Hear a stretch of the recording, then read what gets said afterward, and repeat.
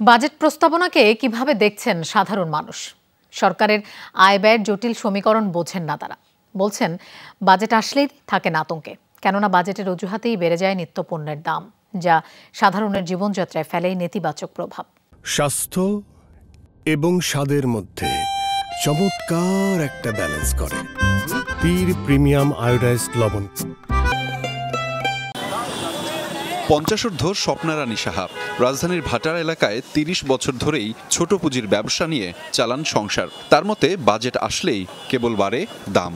এটা আগে আনছি আপনার 90 টাকা, এখন ধরছে এখন 8 টাকা বা 7 টাকা লাভ হবে এক প্যাকেট বেচলে, তাহলে 3 টাকা কমে গেছে না। সাধারণ মানুষ বলছে বাজেট হবে শুনলেই আতঙ্কে থাকেন তারা। তাদের মতে বাজেট মানেই দ্রব্যমূল্য বৃদ্ধি। বাজেট আসলেই মানুষের একটা আতঙ্ক সৃষ্টি হয় যে কোন জিনিসের উপরে কোনটা আবার বাজেটটা অঙ্কটা বেশি বেড়ে যায়। 300 টাকা ইনকাম মনে করে যে গাড়ি জমা দিয়ে তাকে দিয়ে তো সংসার চলা সম্ভব না। আর এত দাম হলে কি খাওয়া যাবে? ইনকাম কম, এখন জিনিসপাতির যদি দাম বাড়ে তাই আমাদের জন্য সমস্যা না একটু। দায়টা কি সরকার? এই যে হাজার হাজার কোটি টাকা নিয়ে যাইতেছে, দেখে চোখে।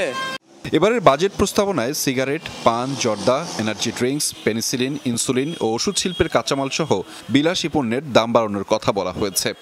সেভিংস তো নাই, যে আর্ন হচ্ছে ওই আর্নে চলাটা ডিফিকাল্ট হয়ে যায় সাধারণ জনগণের। যে ওষুধটার দাম 10 টাকা ছিল, এটার দাম 15 টাকা গেছে, এটা চাপ বাড়লো না।